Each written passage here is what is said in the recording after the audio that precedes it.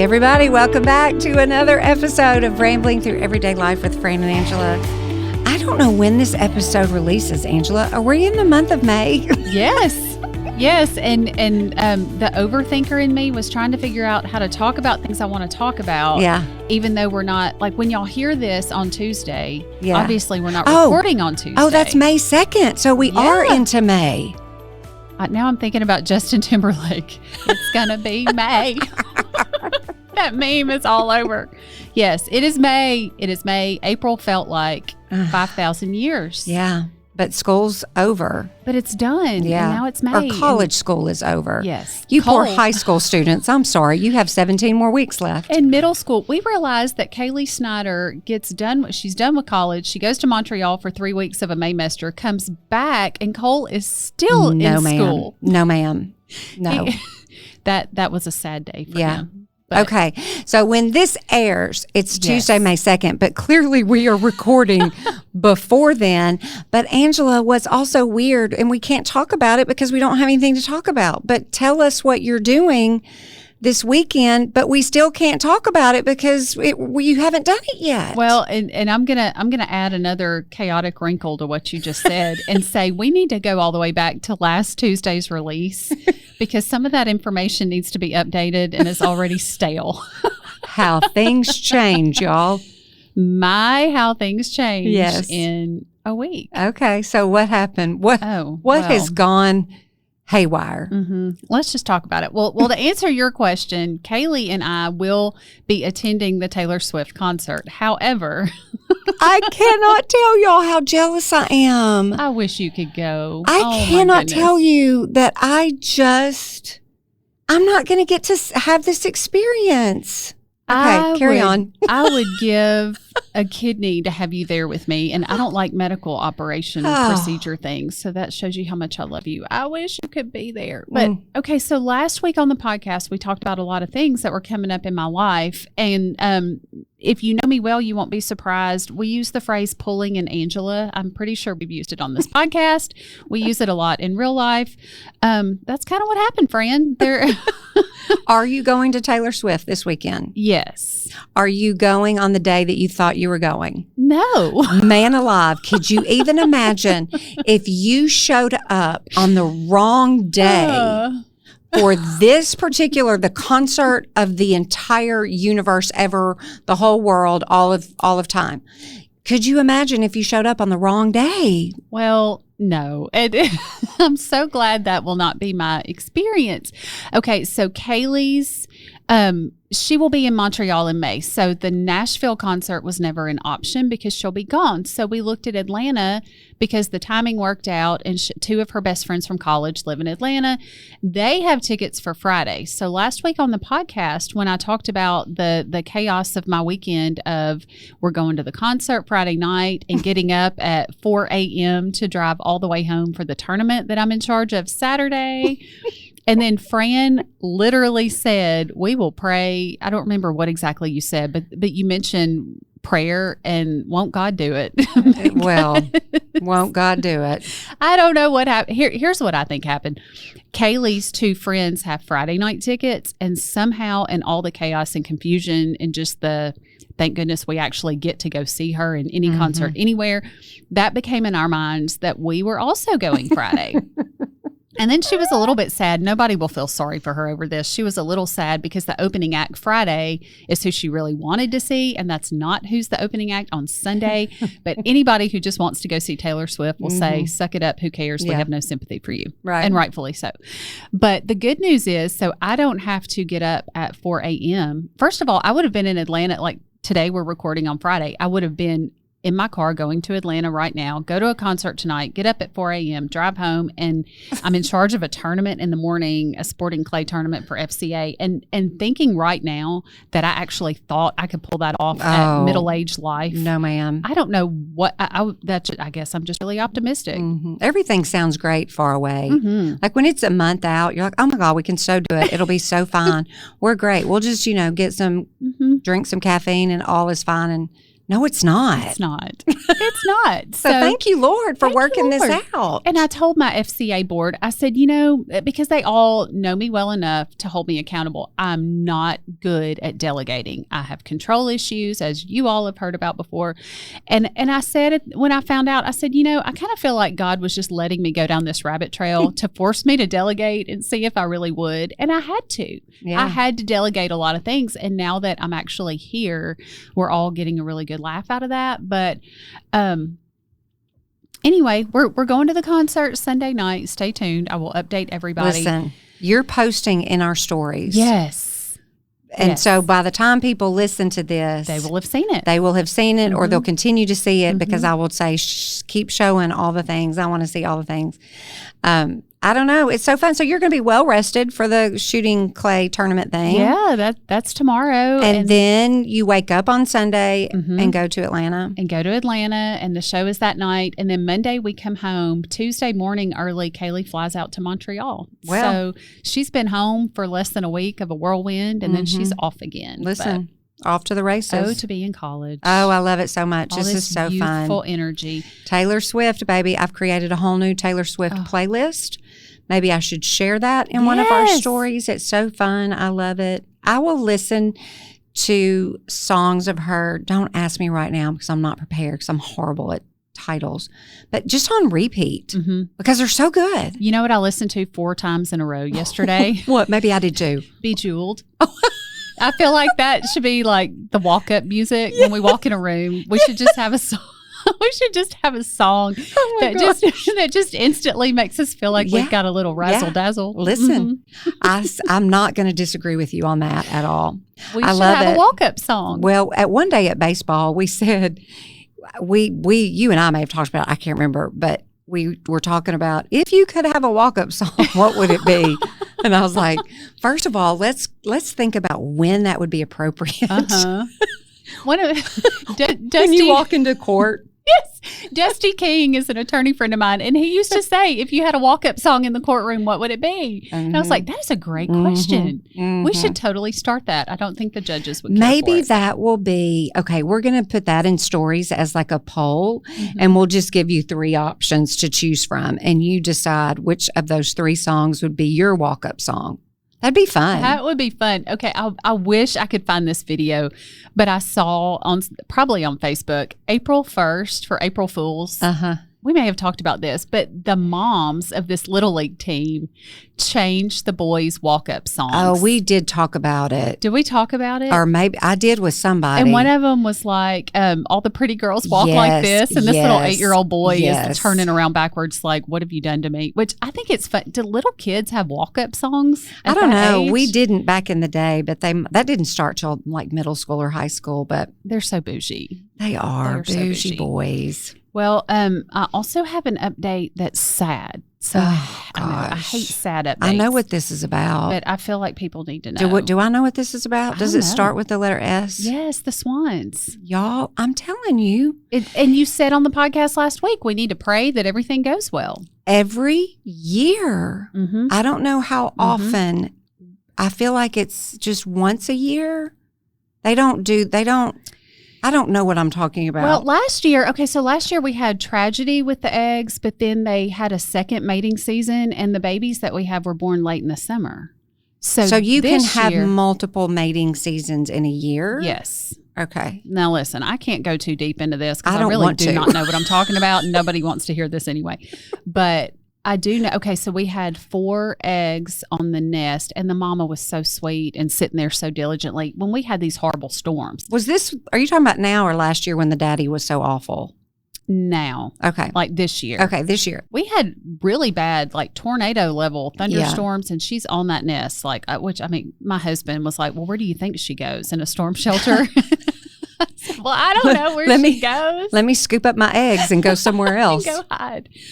But she sat on that nest. And then we even had like this Saturday was on our calendar as like the swan egg hatch date. And one day last week we noticed she was not on the nest, and she gets off to like eat and swim around and then come back. But it's usually not real long. She was all day long off the nest. We were really concerned. So then my husband decides he will get those eggs and put them in the incubator. Mm-hmm. So then here comes Big Daddy Mick, who loves to fight Carl because he's awful. He's awful. Well, he's only bad to Carl and sometimes a female swan because he thinks Carl is after his woman. I can promise you right here and now, whatever his name is. Mick Swagger. Mick Swagger. I was going to say Mick Jagger. Mick Swagger. I can promise you Carl is no threat. To your marriage. He's dumb as a rock. He doesn't know. The swan, not my husband. I know. Well, yeah. Or both. Depending on the day of the week. Okay, so Carl goes to get these eggs, and that's when I sent you the video. I sent Fran a video because watching the two of them wrestle, like, could be, we could sell tickets in some counties in the world, and that would be quality entertainment. But anyway, Carl got the eggs, but he realized they had a weird smell and just were not. He was like, that these eggs are no good. Heartbreaking because these swans, for those of y'all who have listened for years, like there's this whole swan saga that's gone on. It's never good. They're expensive and they're hard to raise. And they finally went from 2 swans to 5 swans. And then anyway, so that happened. Well, then the next morning, Carl told me he found Sapphire, the female, in the water, and she had died. I haven't even told you that yet. So Angela Snyder. We don't know what happened to her. There are no visible signs of foul play. There are what? We don't know what's happened. So maybe she was sick and she knew she was sick and she got off the nest. Like, we do not know what happened. What does Carl do? She's out in the middle of the water, floating in the water, and he is the bird man. He loves his bird babies. We have baby turkeys and chickens in my house until they're big enough to go out in the pen. I mean, he dotes over them, and he was heartbroken. We all were speechless. Yeah. Does he go get her? He went and got her and had a swan funeral and did the whole thing, but we do not know what happened. And swans mate for life. So, So Sapphire, what good is Mick Jagger Swagger? Well, Mick Jagger Swagger, originally was married to Eden, and then a fox got her, and then Sapphire came along. I'm telling y'all, this never goes well. I know. And then forced arranged marriages are difficult at best. So he tried to hold her down and break her neck because it wasn't his real woman, and then they finally fell in love, and then they were going to have some babies, and then you look at it like, okay, we've got Reba. Y'all remember Reba? We named her through the podcast. I'm a survivor. She's the one we had to do the surgery on, right? But then I'm thinking, do you want the dad and the daughter? Nope. No, I don't we know what happens next. No, we don't. I don't know what happens next. I don't know if it's either going to be Reba with her daddy or her brother if there's babies. So this is awful. It's just a whole. Has Mick Jagger Swagger been upset? I don't know what that means, but has his behavior changed? He has. It's hard to say because there's 4 of them and there's just a lot of moving parts. Like Can you tell them apart? Carl can. I struggle a little bit. They all look the same to me. When you pull up on that ranger, like Mick's the one that marches up the hill to go after Carl. So there's no doubt who he is. Wonder what his walk-up song is. Oh, bad to the bone, maybe. Something that makes you want to fight somebody. He has a fight song for sure. This is so awful, Angela. I cannot believe it. I hadn't even had a chance to tell you that. Okay. Well, there's that, people. Welcome to the show. I know. Welcome to the happy show. We try to be uplifting and encouraging around here. We do have very, very cute baby turkeys. Yes, that's precious. I need to put them in stories. Yeah, we need to see a photo of them. And Carl built them a pen house. Listen. I mean, they have got the most bougie outdoor pen that I've ever seen in my life. I love it. They're going to live forever and ever, aren't they? Don't tell us otherwise. He gets them out of this little bucket and like holds them on his chest and whistles, and then they whistle back, and it's like the mom and the baby talking back and forth. And he said the more you coddle them, they'll like follow you around like a puppy. Well, yeah. So I would not be a good farm person because I would be so obsessed with them all and be so attached to every single animal forever and ever. Well, I grew up in the city, so all of this is still very new to me. My husband has raised baby possums. He had a baby skunk in a shoebox one time. Well, that's dumb. Baby raccoons, like you name the animal, he has raised or attempted to raise or rescue whatever it is at some point or another. That's so great. Never a dull moment in the Snyder household. Carl. Let me just say that. Go, Carl. I love it and appreciate it so much. Well, I don't want to go off the sad deep end. So let's just stay on this sad train. We're going to say, well, this is bittersweet. It's happy and celebratory, but also sad. Your baby boy is winding up his baseball season, and you have been a baseball mom of these boys for many, many years. Yeah, I've watched Dylan play. Dylan's 22. He was able to play in college here at Union, and he's a pitcher. And, he started playing. I asked him the other day, I said, were you 5 or so when you started playing? He said, yes. So he's 22. I mean, I've watched him play for 17 years, and that's just one kid. The other boys have their other sports involvement that we've also spent who knows how much time of our lives watching them. But there's something about that third child.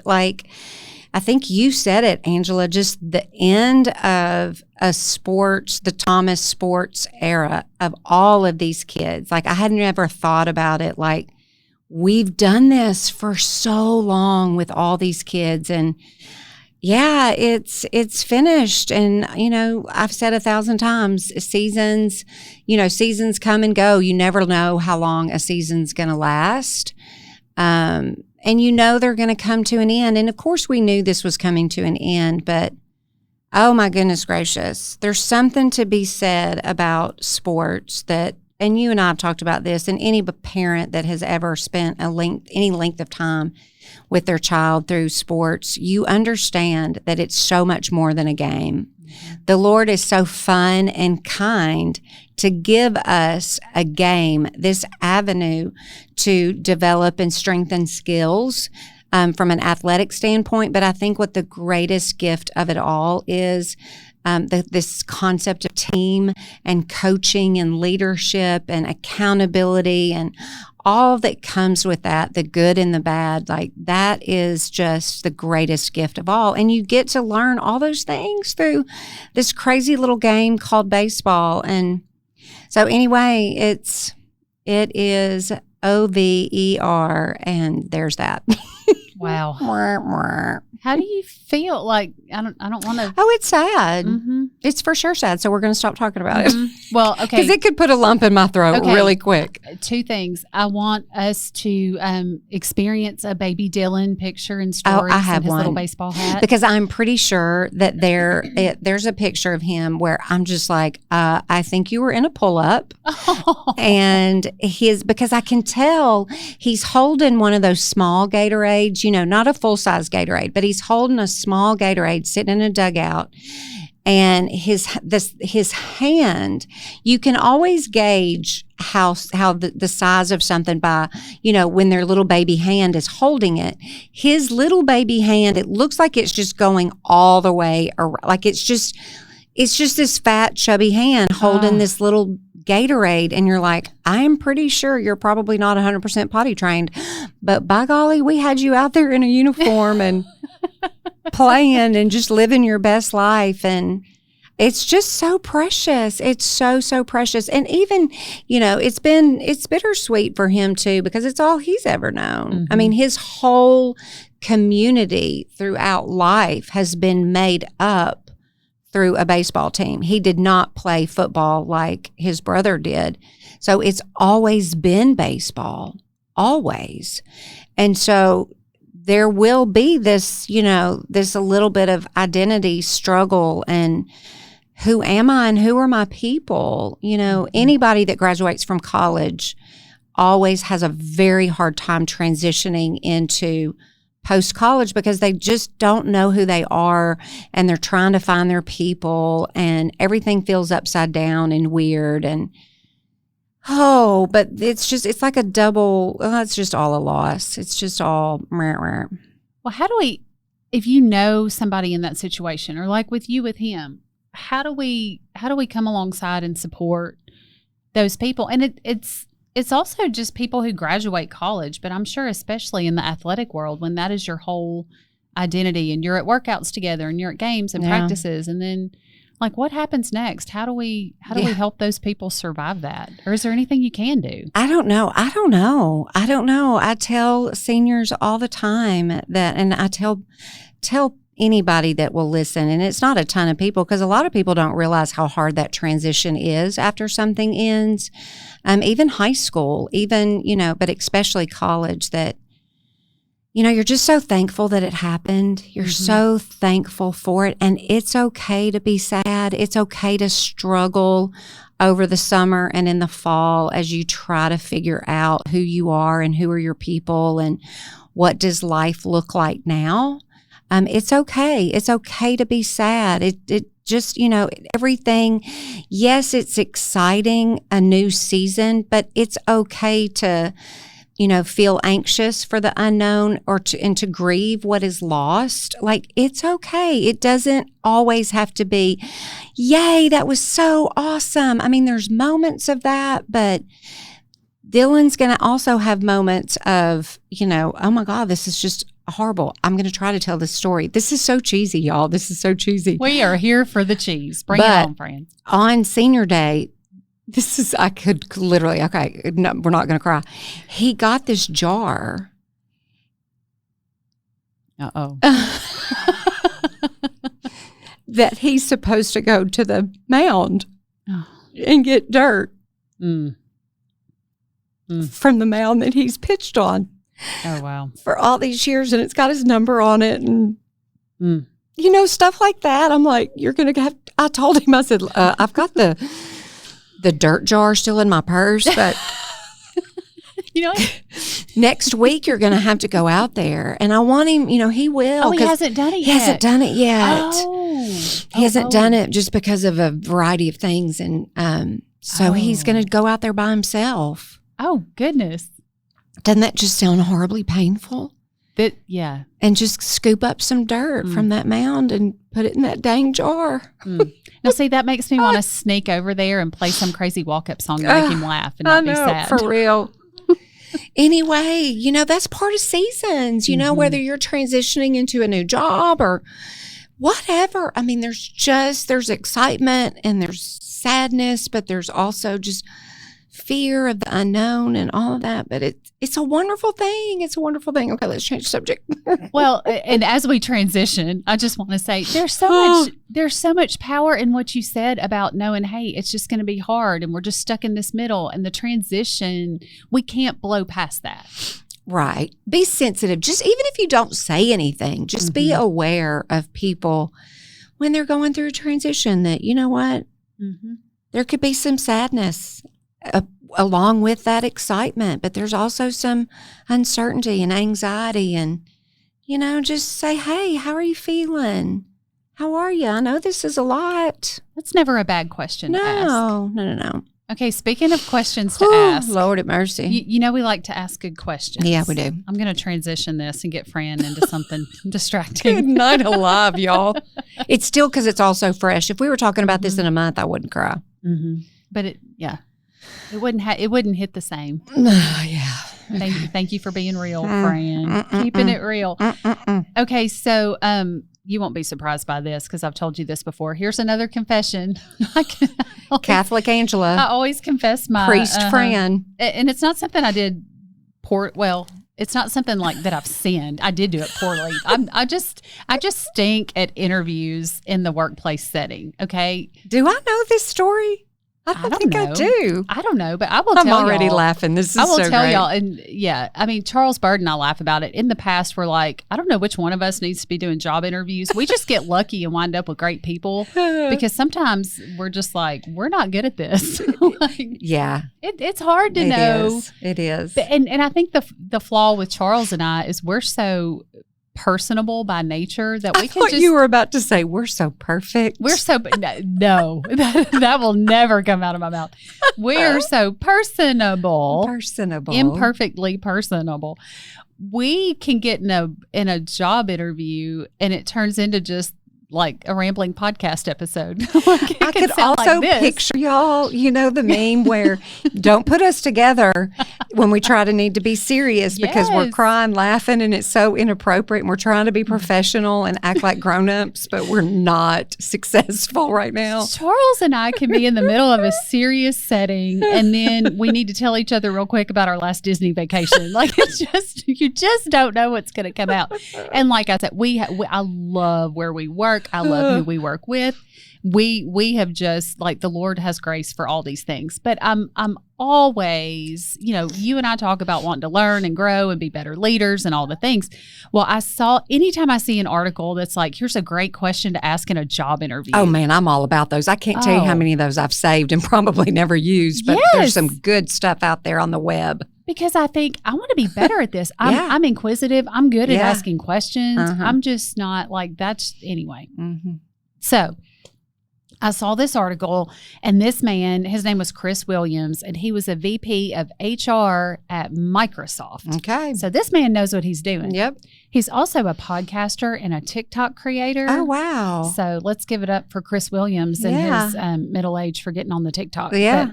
But he said that he always asks job candidates the same question, and it's a simple question, and it's a very revealing question. And he said it just lets you know immediately. So I was like, okay, well, let's hear it. What's his question? And when I saw the question, I thought this would be good to talk about on the podcast, because this is something that you may be listening going, I'm never going to interview a candidate for a job ever. But sometimes it's hard to just make small talk or get to know somebody. And the more I've thought about this question, I'm like, this is something that all of us need in our back pocket, because we've all been in those situations where there's a lull in the conversation, but you don't want there to be. And then I just get more awkward. So I always try to have something that I can say to fill in the gap. So are you ready for it? Are you ready for it? There's our walk-up song. So, okay, here's what he says. Oh, there's so many things I want to say right now, but I'm going to hold back. What if you went through your whole day, like every time you made a transition in your day, there was a walk-up song that occurred? Your day would become a musical. Your day would be a musical, and it would be so much fun. Oh, my goodness. We could go through all the seasons of the emotions of the day. Man, all through music. I'm going to start voxering you now going, hey, guess what my song is now? I'm walking out of court and my song is this. After lunch, my song is this. I need to go home and cook supper, but I just want to eat cereal instead. My song is this. I'm telling you, now that that's floating around in my brain, I'm going to be kind of thinking about this. Okay, let's get back to this article. Well, hang on. Let's chase one more rabbit trail. Okay. KK made me a birthday cupcake surprise. Listen, we've got to have her talk about baking cupcakes. She catered the Lamb de Kai event at my barn last night, and bless her sweet soul, that woman, my favorite like warm fuzzy childhood memory is my mother would make a yellow cake with chocolate icing. It probably cost $3 total. We did not have a whole lot of extra money, and that's what I wanted. Like, if you put anything on the table at any dollar amount, that's what I want. Right. I did not get that. KK showed up. I sent her a picture of me eating one for breakfast this morning and said, breakfast of champions. Yes, ma'am. With me shoving a cupcake in my mouth. Cooking with KK. This is so great. That woman's insanely talented. KK, we love you. Yes. Okay, so let's get back to the question. Here we go. This is the question that he always asks. He always asks candidates to tell him something you've learned recently. Open-ended. Just, hey, what's something you've learned recently? Yeah. So you and I talk all the time about being humble and being teachable. And he said that sounds so simple, but a quality candidate will have a ready answer that reveals their passion. Yeah. So if I say... Because there's not a wrong answer. There's no wrong answer. So if I say, Fran, what have you learned recently? It could literally be...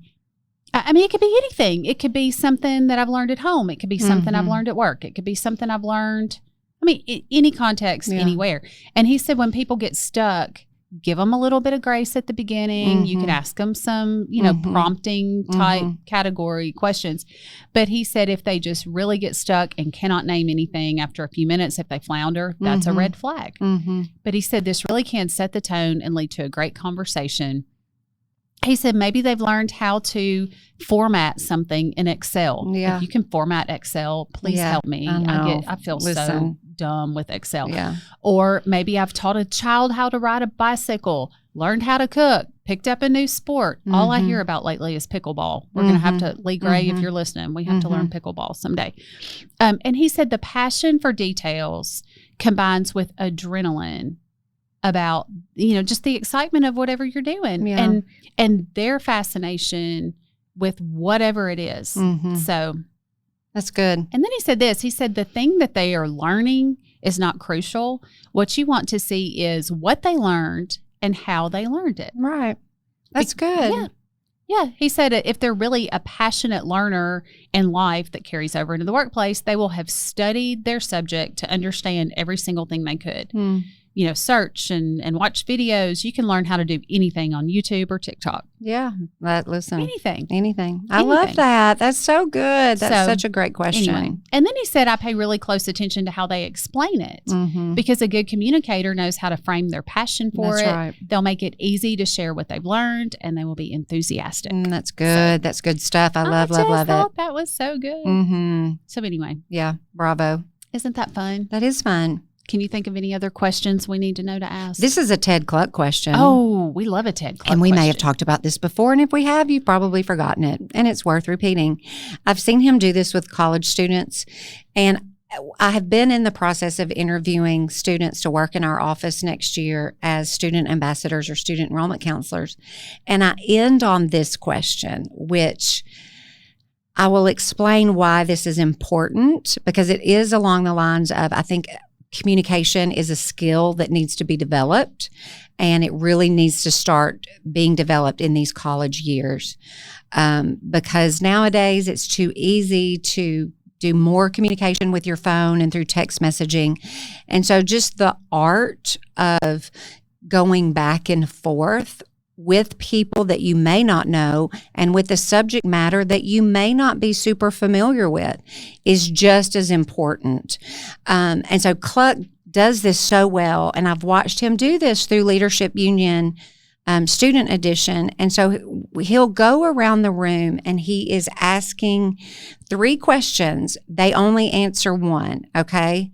So he's asking the questions, tell me what you're listening to, tell me what you're watching, and tell me what you're reading. Oh.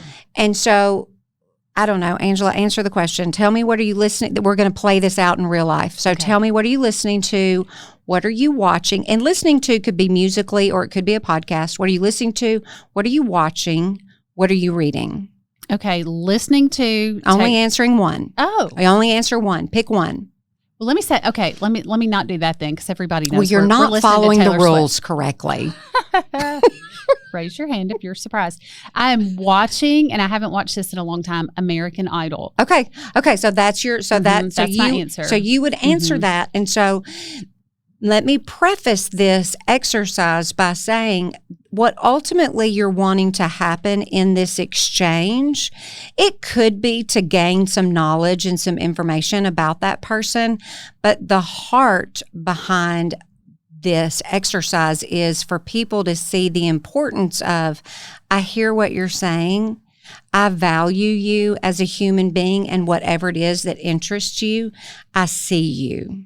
That's good. That's good. And so you've answered the question by saying, I'm watching American Idol right now.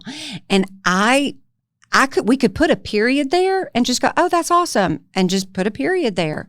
But it's better to keep that dialogue going. And so I could say something like, oh, that's so great. I've never really watched American Idol. Why do you love it so much, Angela? Well, we're not going to keep doing this back and forth. Well, I was honestly hoping you would ask me that. Then answer the question. Because I wanted to tell you why I like American Idol. Then tell me why. I'm watching it too, by the way. Are you? Okay, then you know love this. This is the most insanely talented group. Yes. But their stories. I know. And they're just all so different. And some of them are so young. One of them reminds me of Haley Ramsey. Yeah. Haley, if you're listening. Yeah. You have a doppelganger out there and she can sing. Yeah. I'm pretty sure she's from Tennessee. But yeah, just, when you asked me that, the whatever in me was like, oh, I want to tell you why. That's right. So it kind of ties into what he's saying. Like, it's something of interest to you.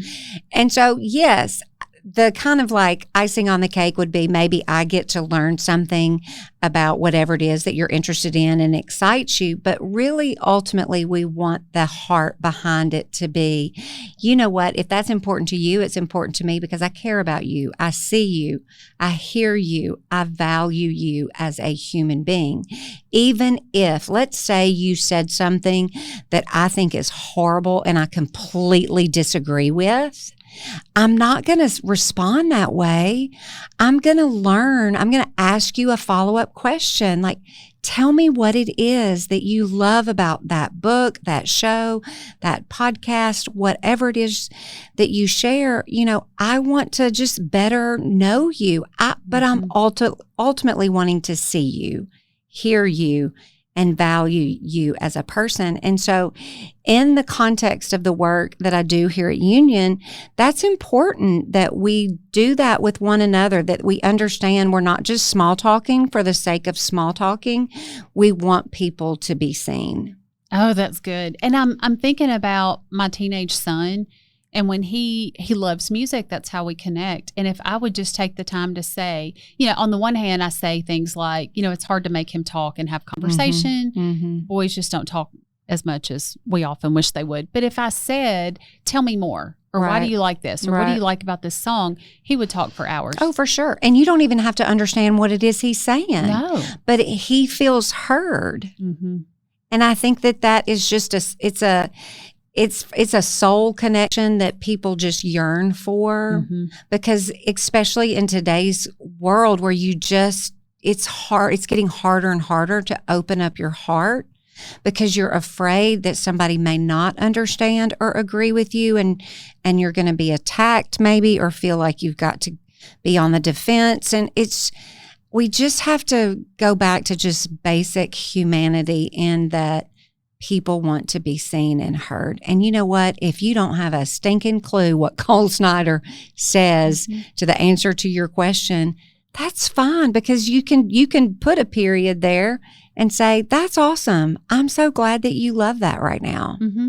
And if I just said, tell me more, then he would feel like we connected. That's right. And I would too. That's right. I love that that's a Ted Cluck. I don't want to take that away from him by what I'm about to say, but we do something similar based on Lisa Turkhurst's podcast. I heard her, that Therapy and Theology podcast that's so good. Mm-hmm.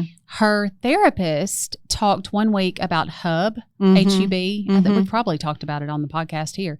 But it's, I hear you, I understand, I believe in you. That's right.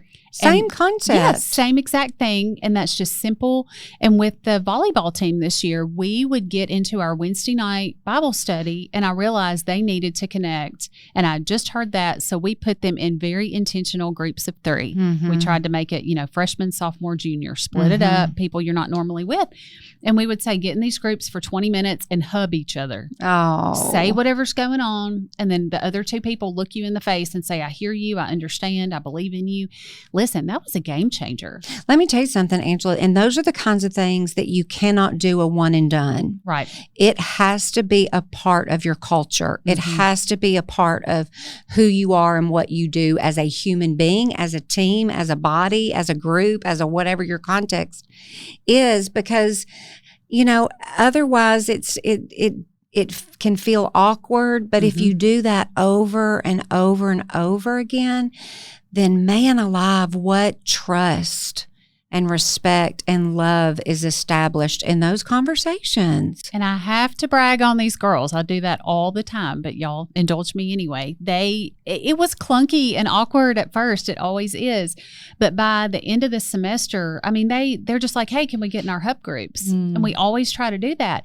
Well, one Wednesday we had a recruit on campus.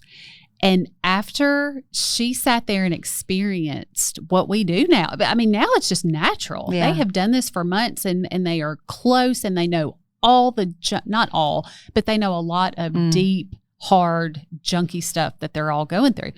And that when we were done, she pulled me aside, gave me the biggest hug. and said, I've never been a part of anything like this. I've seen a lot of great volleyball programs, but I struggle with being vulnerable. I need this in my life. And before the next morning, she had committed to come here. And I cannot wait to get her on this campus. I'm telling you, there's so many lessons. I'm kind of glad we're ending on all this because this is just really good reminders for the importance of people, whether you're talking about in your family or your job or teams or organizations, community, whatever that looks like for you. You can get wrapped up in just getting things done. Yeah. And you need to. I need you to go get the things done so that you can represent your clients well in the classroom. That's what I'm used to saying, in the courtroom. I need you to do that.